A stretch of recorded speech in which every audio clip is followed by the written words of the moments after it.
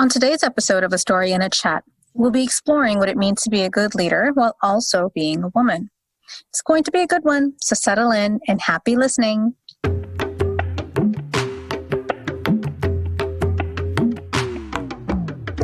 Hello, everyone, and welcome to A Story in a Chat, the podcast, where you will hear mine and other perspectives on topics that are important to all of us.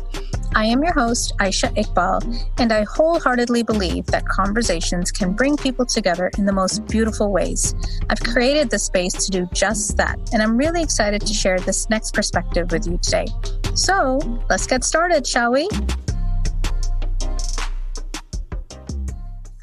Last year, I ventured into Reddit territory to do some research on a topic for a blog article I was writing on single mom shaming.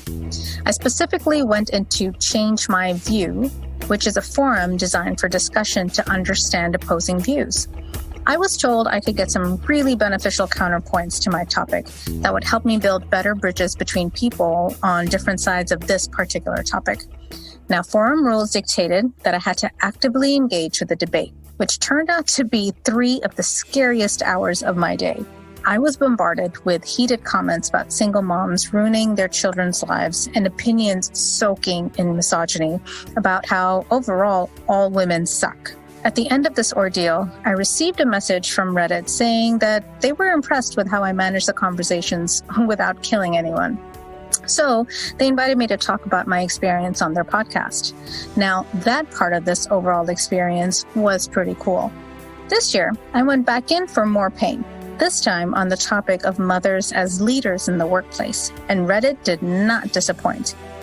There were different variations of the same sentiment, that women suck as leaders. Lots of colorful examples were given about the female candidates running for the Democratic nomination in the 2020 U.S. elections. Of course, Hillary Clinton's emails were mentioned. I even got comments about how someone's female manager at McDonald's was out to get him because she's a drug addict and a sexual predator. Apparently, I've developed a thicker skin from my experience last year because I wasn't as bothered by the exercise this time, although I did continue to wonder, what is up with all this hate against women? Today, I'll be speaking with Ali Merchant, who has spent years running learning and development departments for public companies, iconic technology brands in Silicon Valley, and the biggest ad agencies on the planet. He has personally trained and coached managers, directors, vice presidents, and C-suite executives, and knows the main thing they have in common is the want to learn how to truly connect and inspire teams to bring the best out of their employees. I reached out to Ali because I had the pleasure of working with him many years ago and have remained connected to him through his email newsletters, which always have a truly human approach to a management situation that he's coaching his readers through. I knew that he's definitely someone I needed to chat with to hear a perspective on the qualities of a good leader. Do women suck as leaders? That is an unequivocally no right there. And I'll tell you why, because I think I'm a mama's boy. So my mother is a leader, number one. So let's start there. My wife happens to be an incredible leader. And I think the way we define the word leadership tends to cause a lot of issues, right? So I for the scope of this conversation, let's start to talk about women leaders at work, because I think that's what we're most interested in. I think what we have to understand first and foremost is the fact that women are dealing with different types of challenges that men are at work. I think the problem is a lot of male leaders like myself fail to understand the types of challenges that women are going through. And we tend to put them in a box, and we tend to, to your question, say, bad leader, good leader. You don't have that. You have different grades when it comes to leadership. So I'm going to say the same thing. Can women be average leaders? Sure, just like men. But there's no bias out there that says all women are bad leaders. In fact, one of my strongest leaders are women. So it kind of, changes the landscape. But I think when it comes to training opportunities, we need to be providing different types of training to women at times. But I've heard that some women can have different types of issues, but, I think women can be really strong leaders as well. So let's take it back, right, to the beginning, as I will say. And I will ask you to define what a leader is. Not a good or bad, but just what is a leader? Yeah, if we knew the answer to that, that would have been really simple. But it really depends on who you ask. I'll give you my definition, right? A leader, in my opinion, is someone who has the ability to connect. And the word connect can be really nebulous. I'm going to double click on that a little bit. A leader is someone who can be strategically vulnerable. Okay, and we can talk a little bit about that. A leader can be someone who has the ability to do specific things really well. I'm getting tactical, but this is important. Someone who can listen, and someone who has the ability to stay curious a little bit longer. Okay. If you think about it, if I were to ask you about your favorite leaders, and I do this in all my workshops, we ask this question, think about a good leader. Aishah, 9 out of 10 times people will say, you know what? This person, he would listen to me, or she would really listen to me. She would not be providing me with answers all the time. If I needed advice, if I needed counsel, I would go to this person. Now, why is that? Why do we trust people? Why do we trust some people a little bit more and a little bit less? Because they have the ability to connect with you on a very different level. When you are talking to them, they give you the respect of listening to you. That's one. Now, let's kind of think about why a good leader listens. A good leader listens not because he or she wants to just listen all the time, but a good leader listens because they're trying to understand you. That's where leadership starts. Now, the problem that we see across the board is managers or newer managers are told that you need to have answers to all the questions. Or if you say, I don't know, people will think that you are weak.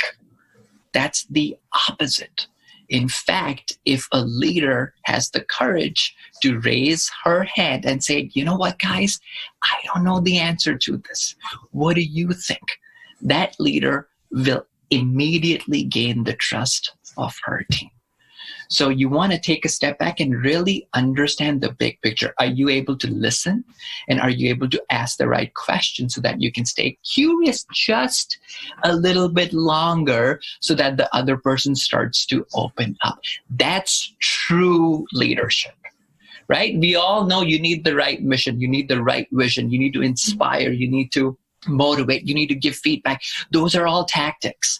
You can't do any of this until and unless you have those two muscles of listening and asking the right types of questions. I'm going to go back because this is the second time you said understanding. The first time It was when asked if women suck as leaders, you were just like, I think it's a challenge in understanding the challenges that they have. And then the second time, a good leader is one who takes time to understand their people. It sounds easy enough. Let's spend some time to understand. And this could be a whole separate conversation in itself, right? Like, what are the components of understanding? How do you develop understanding? How do you strive for understanding? So let me go back to your first statement of, we just don't fully understand the challenges that women leaders face. Let's start there. What are some challenges that you have seen that women leaders face that people don't necessarily understand? I'll give you a really good example and a timely example. So just today, coincidentally, there's a manager that I work with who has a team, and right now everyone's remote. And she was asking me, she's like, hey, listen, I need to align with my team right now. We're all over, we used to be an in-person office. This is the first time we're remote. So we spoke about expectations and figuring out, okay, who's working at what time, who's not working at what time, etc., which was simple enough. But then she came back to me and she's like, Ali, actually, there's something more that I'm struggling with. And I'm like, okay, tell me more. And she's like, I have a newborn 9-month-old baby. And my entire team, they're young. Most of them are male. They don't have kids. I'm their manager. How can I explain to them that I am not going to be as attentive to them as much as I used to be before I had a kid? Now, I've been doing this for a decade, like I said, and, I've heard all sorts of challenges. But this blew my mind because it's been 10 years of me doing this, and I never, ever even thought to understand, that could be a challenge, right? Now, it's a simple one that a woman is going to have. Now, here's the beauty of this challenge, and that's why I was saying unequivocally women don't suck as leaders, because the self-awareness that I see in women is incredibly high than the self-awareness I see in men. And I'm going to put myself in this example. If I have a problem with my team, I can simply say, hey guys, this is not going to happen. This is non-negotiable. I'm the boss, blah, do it like this or do it like that. But this woman actually emailed me saying, I feel guilty. I don't know how to tell my team that I have a kid. They know I have a kid, but I'm going to need more time. And that's just crazy to me to think about the fact that a mother in 2020 has to actually walk on eggshells, and she's an incredibly great manager, thinking that I need to make this, I need to explain to my team that I need more time to spend with my kids, especially during these days. That's just one example, right? But let me kind of talk to you about one more thing when it comes to understanding, right?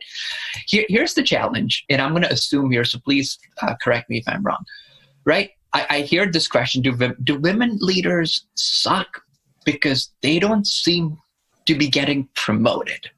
There's this 5-year landmark study that's done, which talks about the fact that, when it comes to the glass ceiling right now, we have a couple of cracks. But when it comes to climbing the glass ceiling, the highest rung is the bottom rung. Women are not getting promoted as first-time managers. That's the biggest problem. And I'll tell you why.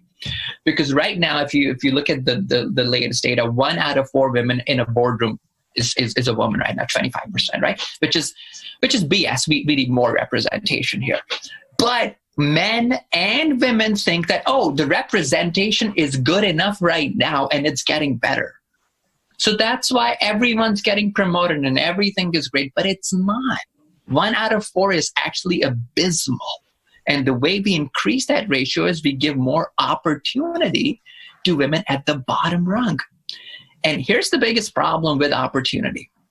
We have an abundance of mentors right now. Everyone's willing to mentor women and men, but here's the bigger problem. We don't have a lot of sponsors when it comes to women. Right? Now, for your audience, would you like me to explain the difference? I was just going to ask you to do that. Yes. Right?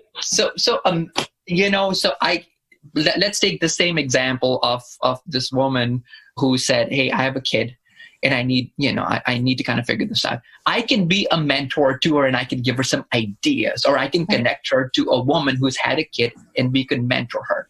But I don't work with her, so I can't sponsor her for a promotion. So sponsors are internal.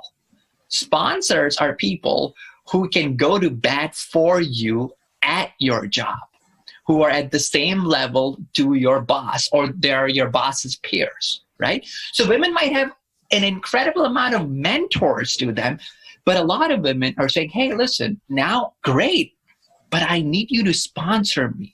I need you to be the one that goes to bat for me. I need you to be the one that understands when I negotiate for you or negotiate on my behalf. That's a problem. Until such time that we don't have enough sponsors, we're going to have a challenge. The example that you used about the new mother, not only have I just recently been there, I have a 3-year-old daughter, but surprisingly, I was one of those people that she would have likely had to speak to. And I say this because many years ago, I used to work with women. They were my peers, but they were mothers at that time, new mothers. And for some reason, I used to hold it against them that they're leaving work early. And I used to count it as a badge of honor while I'm still at work. I'm still here working and they're off, running off to home. So this is me as a woman thinking this about another woman. So, I mean, there's different things there. It was my own imposter syndrome, my own kind of, thinking from a place of scarcity that, there's only room for one woman at the top and that needs to be me, right? I didn't see this as kind of a team effort or a collaboration of sorts of peers. But you said that that's self-awareness that women have versus men. Is there something else at play there too? Like, can that level of self-awareness be debilitating? This woman, she is thinking about all these things like, oh, I feel guilty about this. I feel guilty. But it was that word when you said that she felt guilty, having a level of self-awareness. Yeah. But then what comes after that? The emotions that get tied to that guilt, that's debilitating. Right. Yeah. I mean, again, from the women counterparts that I have, I've seen that side to it, which is the burnout side, which is I'm going to deliberately use the word care. I care for my team. I'm nurturing. I'm trying to care for someone. I can't even pretend to understand that. I care for my team, obviously, but I would not be able to comment on how a woman feels. But I'm certain that could feel debilitating because we're putting women are putting themselves out to make sure everyone is happy. The system is working. It's not take it or leave it. So, I'm sure it's really hard to find the balance. Again, I wouldn't know. I can't even comment on it, how someone would figure that part out. But you see that. And, again, going back to data, this might be interesting for your audience. Another reason, going back to the burnout column, is women can have a harder time delegating tasks than men do. Right. And again, that's really interesting. We even see that at home, right? Like, I mean, I know we're talking about work, but where we see this a lot in the home space where women feel like they run the household, they do it without a lot of help, right? So that could be said at home. It's asking for help. Mm-hmm. It's asking for help. It's difficult. And there's this data point, which is really interesting. When they ask for help, because they don't want to do it, they rush through it. Because if you don't want to do something, you just kind of rush through it. So they appear to be curt, right? They're like, oh, you're just being dismissive. You're not trying to explain to me. So there are these challenges. But again, the problem that my sex has right now is lack of training and an incredible amount of bias. Listen, that's not I hate using the word problem, but we all have so many different biases that we're born with. Right? We need someone to actually educate how this is going to work. I'll give you another example that I see all the time when it comes between men and women. I have done this personally, unintentionally, where I will interrupt someone. Right. And I'm sure if someone were recording me, I might have interrupted women more than I might have interrupted men. I don't have the data to prove that, but I'm sure I've done that. And you see that. In fact, just again, since this conversation is so timely, just yesterday, I think 2 days back on Twitter, the former CEO of Twitter was talking about the fact that how during performance reviews, women would be labeled as aggressive, but men would never be labeled as aggressive. And he's like, I know those guys, they're incredibly aggressive, right? But when a woman takes charge, she is sometimes put in this box that, you're being aggressive, etc. Again, I can't speak to it. That's just I'm just rattling out data. Right. But you see that in men, we need to be better educated. This is not about one's right, one's wrong here, right? This is not about a competition. This is about how do you coexist with each other. Because going back to leadership, Aishah, if you don't have diversity, not just diversity of color, but diversity of gender, right? But if you don't have diversity of thought, then what's the point of diversity of gender and color? What's the point of us giving women a seat on the table when no one's listening to them? And I'm not saying no one's listening to them, but I'm saying we have to do a better job of understanding that. So, these are challenges that we have to, and I think we're making progress, but we're far from figuring this out.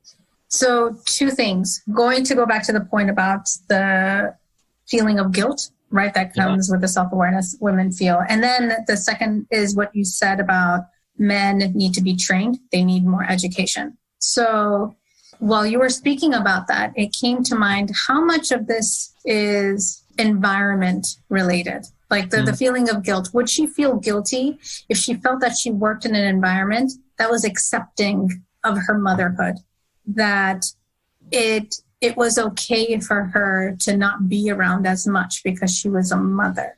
And then if that were the case, then she would feel more confident in coming to a conversation and be able to confidently say, I can't attend this meeting because I have to attend to my child, and not feel any emotion about it, but very matter of fact that this is the way I work, right? And it brings to mind something that I had to practice when I became a new mother. I remember my first job after becoming a new mother, and I had to start a new job, a brand new role, brand new company, which was scary as hell. But I remember my first meeting, because thankfully that role did give me a seat at the table. And so when I came to that table for the first time, surrounded by senior leaders and executive leadership, what I said to them was that what I'm doing here from 9 to 5 with you guys is just for fun. My real job starts when I get back home because my real boss is waiting for me there. Now, I was scared shitless when I said that, because I said it as a joke, because it was me testing, number one, my confidence in myself. Do I have the courage to set this limit for myself? Because you understand, because I went back to agency life. And agency life, 60 hours, average a week, right? And I couldn't do that as a mother. Sure. And I just wouldn't. Even if I could, I just didn't want to. And so I was testing my own bravery, my own courage. Like, do I have what it takes to set that limit for myself and for others? And then number 2, it was also testing how it was going to be received by the people that were going to be my leaders, the leaders of this company. What will it say about the culture of that company? And I was so scared to do that. But I'm glad I did, because then the job after that I had, again, elevated role, new company. When I said that again, I was a different person when I said it. I said it with a whole lot more courage. I said it with actual conviction that, I am here for my fun. This is adult fun. Right. But it didn't take away from the quality of work that I was bringing to the company. Right. Yeah. But again, it was, and then the environment in those 2 companies were different. The company that I am at now, where I said it again, it feels more accepting of me, who I am when I come to work, which is a mother, which is a worker, which is all of my identities, right? But mother being the pivotal part of that. Right. And so I feel much more open to, even before like coronavirus, whenever I would be on late night calls or early morning calls, if Aliza, my daughter, was sitting on my lap, I would not care. It would not be, I need to kick her out of the room. I was comfortable with bringing my motherhood into my work as well. Yeah. But that hasn't always been the case. It took practice. I had to practice to get there. I had to practice courage, but I also had to be in the right environment to do that. So when you say training for men, it also made me think about the confidence that women can bring to the environment, to challenge the environment, to change the environment. Oh, I love what you said about practicing courage. Right. I just made a note of that. I think that's incredible. I'm happy you had the confidence to do that. Some people don't have it. It's difficult, right? Some of us, and again, confidence is like that magic elixir, right? So you have it, you don't, you can work on it. We can talk about growth mindset, fixed mindset, whatever. But I'm happy to hear that you had the ability and the confidence and the conviction to speak your truth. Right. But what I also want to add is, and I think you made that point earlier, is your leadership was receptive. That's right. The company, the word that I was looking for is, you had psychological safety. That's right. Right. And when you have psychological safety, when you feel safe psychologically at work, guess what happens? You produce better work. That is absolutely right. Your productivity goes up, right? It's amazing research that specifically talks about the fact that if we are unable to speak our truth because someone is going to reprimand us for it, either we're going to just shut ourselves down or we're going to just check the box. So there's so many elements of culture that are involved. But going back to training, and training is a big bad word here. When I talk about training, I'm talking about educating people that, we have people who have kids, who have different types of commitments. And again, going to an agency role, everyone's young. People are drinking at 2:30 in the afternoon there. It's like, oh, if you don't come to a happy hour, you're just, you don't belong here. So it's a clique. But you have to, explain that, hey, I'm still part of the clique, but now I have different responsibilities. I think it's a rite of passage for people to understand. But here's another point, right? We didn't talk about this. I'm bringing this up shamelessly, about this idea of being strategically vulnerable. That's what you did. I'm not trying to put words in your mouth, but you took a calculated risk. You said, hey, I'm going to try something. And I see you nodding your head furiously, right? That's what you did. And you took a risk. You kind of figured out, hey, this place might be my type of environment. And even now in 2020, a lot of places will show you the door for that. So it's challenging. Again, as a dude, it's hard for me to speak to, obviously, some of these areas. But I love the fact, about practicing courage. You have to try it, but it's risky. It's risky for a lot of elements here. So, and a lot of times people withhold that. They're like, oh, I'll just absorb it. I'll figure it out. I'll change my calendar so that my team doesn't find out, right? But then we don't move forward. Right. But I mean, men feel fear as well, right? You guys get scared too, right? Sure. How does that, I don't know if it's a why question or a how question. Maybe let's start with a how. How does that manifest at work? Tell me more. What do you mean by that? When I'm scared at work about making a mistake, that can translate into a few things. Sure. Like if I'm scared about a meeting that I'm going into, it could translate into me working long hours to prepare for that meeting, to make sure I've checked off every box, crossed all T's, dotted all I's. And something that I hear a lot of women say is, the way I rose to the top is because I was always the smartest person in the room, or I was the hardest working person there. No one could ever beat me on that. When I hear that, I don't celebrate it. Now I don't celebrate it. I don't buy into it. What I hear is that were those things that you were doing to make up for your lack of self-confidence. You didn't feel confident enough. That's why you had to be the hardest working, or you had to work the long hours that you did. So I know that's some ways for myself, like fear has translated into the work. That it's fear because I feel like I don't know enough. So I will work harder to prepare for whatever may come from that meeting. How does something similar like that work for men? So I'll give you a personal example, but I'll add a curveball to it. As a man and a person of color, I still feel that I have to work harder to get some things done. And I'll give you an example. I've been fortunate with a great career. I sit on the board of this organization, and they brought me in specifically because they're like, oh, we need to reach people of color. And I was like, are you bringing me in for that or for my skills? Right. So it becomes difficult. But I have often found myself working harder to get the same. And I don't view that. You and I differ a little bit on that, which is good. I don't view that as a self-confidence thing. I'm still discovering a lot of things in life. I feel some of it is cultural, where I enjoyed the work. I enjoyed the competition of it, but it could be disheartening where I feel, and again, that's my assumption, that someone else who is sitting right next to me might not have to work as hard to prove something that I might have to. I see that a lot. It's not right. It's not wrong. That's just the way of the world, where I might say something and someone might be like, sure. And then the guy on my right might say the exact same thing, but they might be like, oh, that's a great idea.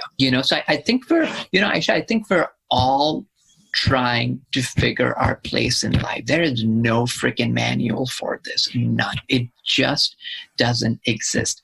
In my opinion, what I've tried to do is I've tried to make peace by saying you're not wrong, I'm not wrong. We're just both different and we're trying to coexist. I see this movement where we're always saying they're wrong or he's wrong or she's wrong or I'm right. That is counterproductive. And again, I'm going back to the same thing that we started this conversation, because we're not listening then. Remember, we spoke about the 2 fundamentals of leadership, which is listen and ask questions. We're not doing that because we're so fixated by saying, hey man, I'm the one that's right and you're the one that's wrong. We're just different people trying to coexist, and they're trying to figure this out. Anyone who says they have the right answer, stop listening to them, because they don't. No one does at this point. These are just opinions. And that's what I would tell your audience to do as well, which is read up, look up some data, and the best thing you can do is ask someone, ask a woman, ask someone who you feel is marginalized, and ask them about their experience. That's the best way you learn, and just shut up and listen to them without judging, which is and again, that's another characteristic of a visionary leader who has the ability of just not judging. You don't have to judge people. You can judge someone's performance. You should as a manager, but you don't have to say you're wrong, you're right. Your performance might be lacking. That's something different at this point. Sorry for the tangent, but I think that was great. That's why you're great for this, because I enjoy your rambles. They're always so informative. I want to. I got a lot more questions. But I did want to get a little bit deeper into the thinking around we're different and that's okay, versus right or wrong. Right or wrong can help simplify the path forward, right? Like, hey, we're trying to get something done. I want to find the best way to do it, which the best can also mean the shortest time, the less amount of money that it takes, whatever, right? However you want to quantify or define best. But right or wrong seems to get us there quickly, versus if we're just like, oh yeah, that's different. That's a different opinion. Yes, I agree. It almost, can we get to a solution that way? And what does that look like? And I know I'm putting a very business lens to this, but I think this is applicable in everyday life as well too. Like if we think of home life, whether, 2 partners or any relation that you have in the house, is just like, you're wrong, I'm right, we're going to do it my way. This is applicable in all walks of life. I love that question. It's a great question because it doesn't come with an easy answer. From a business lens, if there's an emergency, as a leader, you have to step up and be the one that takes command. You have to do that. But hopefully you don't get into a place where you have to start telling people, because if you've been a great leader, your people will step up, right? So there are 2 schools of thought here. The first school of thought is the type of manager who is going to jump in and save their people. The second school of thought is, no, let my people fail just a little bit so that they understand failure and then they can improve better, right? So it really depends on the situation. I think for progress to be made, we will still need referees. We will still need, gatekeepers. The challenge is who referees the gatekeepers. That's the problem, right? I'll give you another example. And if my wife ever listens to me, this is going to be really bad. So when it comes to cooking, I love cooking. She loves cooking. But when it comes to the dishwasher, I will load the dishes. And my wife, who I love to death, is going to unload them and do it again. And I'm like, we're doing the same thing. We're doing the same thing. And she's like, no, you're doing it wrong. Who's to say who is right, who is wrong here? But I've resigned to the fact that she knows what she's doing a little bit better than I do, so I'm going to let it go. I'll still try, but I'll tell her, I love you. Hey, you knock yourself out because I don't want to fight because of a freaking dishwasher, right? So there are times where we have to let go and say who's right, who's wrong. I think you have to be strategic about that. But if you feel that someone is completely dropping the ball and you don't help them correct it, right? If you don't tell them, hey, direct report, you have been amazing, but lately your performance has been just incredibly low and I care for you. And that's why I want you to hear this from me, that something needs to change. You're right. You have to call that out. If you don't, you're failing as a leader, right? So it's that's why it's never black or white. Aishah, when it comes to leadership, trauma, people, we're all incredibly messy. There just isn't an answer. And I hate saying this because I've spent the last decade in workshops where people say, oh, Ali, don't say it depends. And I'm like, but dude, it always does, because we're talking about two people. That there's a term for it. It's called situational leadership, right? The way I manage you is very different than the way I manage Elise or whomever. It completely depends.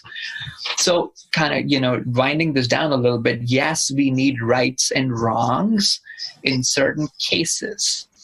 Yes, but in a lot of cases, we need to start to trust people and we need to trust principles. Because principles aren't going to change. Principles are here for life. Right. It's so fascinating. You brought up the dishwasher example. My mother does the same thing. We will load the dishwasher, but she will take it out, rinse it again. And it's because it's the same thing. It's not done correctly. Whereas more correctly, it is not done according to her preference. There you go.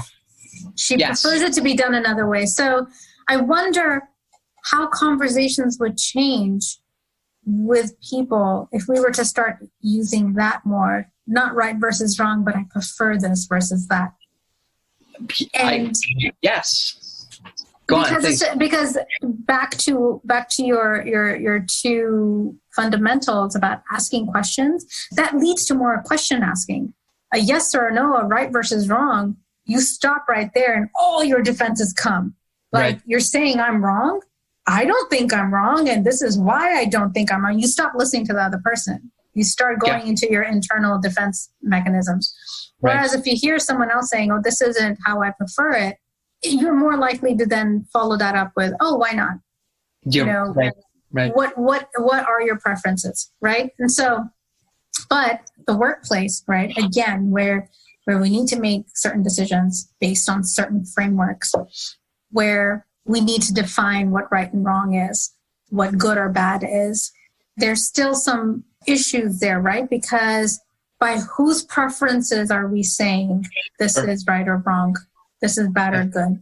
Like, we can say that, oh yeah, it's very quantitative. It's based on sales. It's based on revenues. It's based on this. We need to hire for this. We need to hire for that. But a lot of the biases that women face in the workplace isn't because there are certain things written in the company's bylaws, right? It's because of workplace norms, cultural norms at the workplace, which is not written down anywhere. It's just behaviors that have just stuck and become practices. And they could be infused into the hiring practices, into the development, training practices. How do we even approach changing workplace norms? Again, back to the question of people being trained versus people being brave enough to show up to cause change. Sure. So I'll give you an example, which might be a little relevant. So this is something that we've done with my team a couple of years back, where we would talk about making mistakes, right? And what we would say is, listen, why don't we come up with a situation where mistakes in this area are encouraged, meaning fail, take a risk, do whatever you want to, just go knock yourself out. No one's getting in trouble when it comes to these areas. But when it comes to this area, we got to get our act together, right? So the analogy is, below the ship line. Below the ship line, if something happens, the ship is going to sink. So those are non-negotiables. So it's not about a question of preferences at that point. Right. Right? That's a hard opinion. But when it comes to above the ship line, you can mess around. If this is your preference, you do that. If that's your preference, you do that. That's completely fine, right? That's one way of doing it. The other way of doing it recently, this is something that we're trying and experimenting, and this is something your audience should try if they're leading people or can try, is the concept of hard opinions versus soft opinions. As a manager, I can go to my team and say, listen, guys, I'd love for us to read this book, whatever this book is. And you can read it or you cannot read it. All good. Soft opinion. Knock yourself out. If you hate the book, let me know. Soft opinion, right? And you should have most of your opinions soft if you have a good team. But there are going to be certain times where you say, listen, this needs to get done over the weekend. I'm sorry. We're losing money left, right, and center. It's a hard opinion. You have to come in and get this thing done. It's an extreme example. But what that does, Aishah, is that explains or that clarifies expectations on your team. That a hard opinion might be unfavorable, but people know what is expected out of them. So things become a little bit less challenging. I am glad you share that, because it very nicely goes into something else that I've been thinking about, which is delivery of information. When a woman says something versus a man, it can be taken differently. So if a woman were to deliver a hard opinion versus a man delivering a hard opinion, what do we see there? And it's because I recently read an article on Margaret Thatcher and, the various opinions, largely negative, around her stint as prime minister in the UK. She was not looked at favorably as a leader. But then you hear a lot of people, feminists saying, well, what if she was a man and she had done what she had done? Would people have attacked her the same way had it been a man? So that concept of when a woman does it, it is crazy, right? Like, how dare she? She's a bad person. We should never have a woman leader ever again. But if a man were to do it, like, he's the boss. We got to listen to him. And let me just make this point, because I'm going to be as careful as possible. I've had bosses who were men who would give really rough feedback, and I would say, what an a-hole, right? So men will get that as well. I've had women bosses who've given me really tough feedback, and I would have a different opinion on that. And yes, that opinion would differ if the roles were reversed. So I want to take a step back here and kind of talk about this, because this is extremely important, and it's going to it doesn't just apply to women, but it applies to both genders, because here's something that I encourage new managers to do, women and men, is when you take on a new team, you need to share with them your communication preferences of how you like to send or share your thoughts and how you like to receive your thoughts or your communication, your inbound.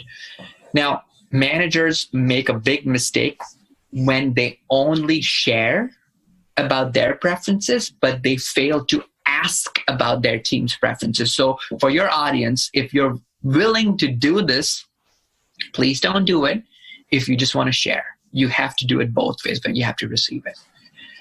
And the reason why this exercise is so incredibly important is that if you're doing this as a woman, you can be very clear and explain to your team that when it comes to delivering constructive feedback, you can expect me to tell you clearly what is wrong and what is right. And the same thing applies if you're a guy. And you can ask your team, what is your preference? And your team can say, hey, listen, boss, I know you love to give feedback straight on, but I would like for you to, ease me into it. Great, we can do that. It's such a simple, this is so simple. It's just about expectation setting. But the problem is the timing. You got to do it when you first take on your team. Remember, you and I both started to talk about connecting with people. How the heck do you connect with someone if you don't know how they like to receive their communication? You cannot do that. Right. And again, I'm beating this drum, questions and listening. That's what I'm doing, right? I'm asking, what is your communication preference? And when you tell me, I'm listening and I'm making notes. Right. So I know when it comes time to giving feedback to Aishah, I know Aishah told me that, hey, I want you to tell me straight up. I need you to pull me aside and tell me, hey, Aishah, you're dropping the ball. Great, I can do that. Or when it comes to Jack wants me to hold back on my feedback and ask him, hey, how do you think you did? Right? These are principles that apply to men and women. Now, here's the thing. Here's the bad news. You can do it and still people are going to react adversely if you're a woman or you're a man. Right? Right. That's going to happen. People are always going to color outside the lines. You can't control that. But what you can do is put in these processes. And when we talk about training, we talk about helping people with these types of processes so they have a little bit of courage to have these types of conversations. Listen, Aishah, you know this. I'm keeping it real with you. Will this fix everything? No. But will it help? Yeah. It's going to help people come a little closer to each other. And again, going back to our previous challenge about, this manager having a newborn, if she had and again, we're not blaming her for not having a conversation. We're just saying that if the company had a culture that once you have a new manager or a training that we're all going to share about our families. That's right. Things would have been a little different, right? So expectation setting in the hiring process, in the onboarding process is incredibly important. That's why most managers are failing right now, men and women. And I think you're right. We put all of these measures into place. Things will not fix themselves. Things may not get better. But one thing where I see improvement happening is if we practice being more courageous, if we learn to become more comfortable with discomfort, all of these other things can take place, right? Where these uncomfortable conversations can happen. And it's not just about, gender roles at the work or home or, people of color versus not. There's so many uncomfortable situations that come up in this world. So if we can practice to be a little more brave and a little more comfortable with that discomfort, it could help. I know it's helped me. It's helped me develop so much more as a person at work, as a mother. Yeah. I'm having this conversation with you, whereas it would have been uncomfortable for me to just hit up someone and say, hey, let's just chat, Yeah. It's helped me. And there's still more work for me to do. There's still a lot more things that I am very uncomfortable with that I need to be courageous about. But I'm practicing. And it's getting someone to that. Right. Yeah. And you can grow. I hate being such a cliche about this, but it's so hard to grow if you don't feel discomfort, right? Just like going through, in my own personal life, going through challenges, those have been a blessing when I look back. Now, if you ask me while I was going through them, I'd be like, oh my God, I hate this, right? It's always fun looking back. It's never fun when you're going through it. But the beauty of that is, if you're lucky enough to look back, most of again, I speak from personal experience, you come out stronger, right? If you have that support system. And that's what a team is. That's what leadership is, to cultivate support around you. And again, when you share, and I hate being a nerd about this because I use the word data all the time, but when you share with your team, that's the best way of getting their trust, because they see you as a human being, and then they trust you back by sharing their situations. I'll give you another example. When I got diagnosed with my health problems, when I shared that with my team, I honestly feel we got closer because they shared some of the challenges that they were going. Right. And we became we were always a team, but I felt that sometimes we were a group that was working together, versus a team that said, we're rowing in the same direction. We got your back, right? And that's true leadership. And it's not just me, it's my team. My team helps me become a better leader. And God knows I make all sorts of mistakes on a daily basis. Absolutely. Because I'm a work in progress. You know, just like you are, just like all of us. I think we have to your point, embrace that work in progress mentality, that we're never done. You know, we're just chipping away the dirt to kind of craft ourselves into something richer, something better. And for your audience, when I say richer, I don't mean money. That's fine too, but richer in relationships, richer in time, richer in health. Because when you start to lose that, then you realize what your real priority is. It's money. You know, when you go through a lot of crappy time in life, money actually sometimes is like, oh man, it's good to have. It's important. But man, there are other things which are equally, if not more important, right?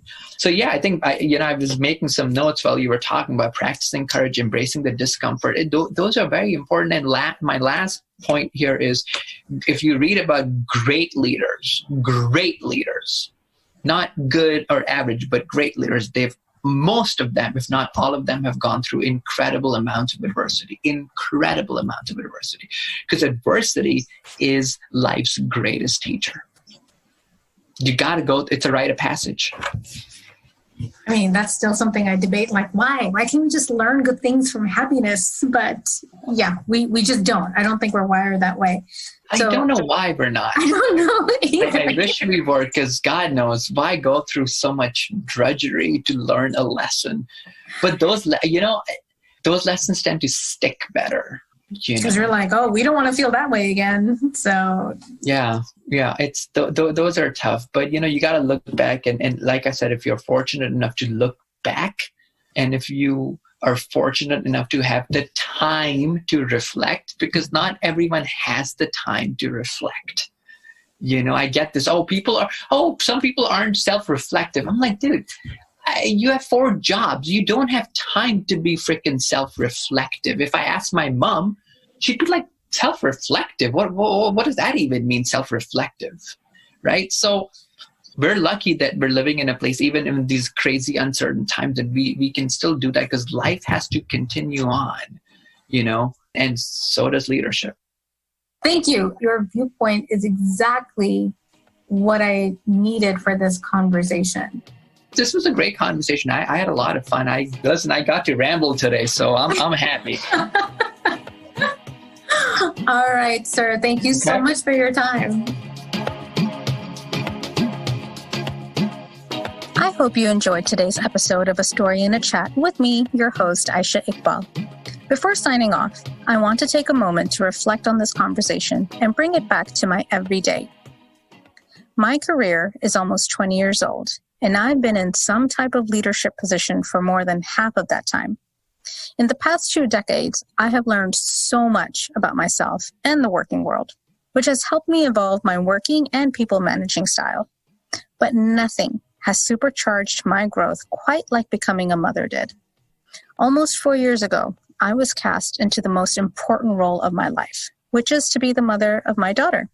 Now I have the most important pair of eyes watching my every move, soaking in all of my goods and bads like a sponge. That is scary as hell. But what I've also experienced is that I have never felt more fulfilled with my work than I have in these past 4 years. Becoming a mother has helped me practice boundary definition and expectation setting, 2 things that I truly sucked at before. Becoming a mother has helped me value my time differently. So if I'm going to show up anywhere, I'm going to show up as myself. What this means is that I have started to love more of myself in ways that I never had before. And it's actually making the right impact on everyone around me. People at work and the world have started to value me for the things that I actually love about myself as well. And this feels absolutely wonderful. Through my actions and words, I will continue to exemplify for my daughter that she is already enough. She doesn't have to fake it until she makes it, and she should always bet on herself. These aren't easy things for me to do for myself, but I can't just settle for anything. My daughter is watching me. Please tune in next time when I continue to explore this wonderful world of ours through the art of storytelling and discourse with other wonderful human beings. Until then, keep your mind clear and your heart open so you can hear your own truth. Also, if you've enjoyed any part of this conversation, please consider writing a review saying as much and share this out as a gift to others in your circle. Toodles!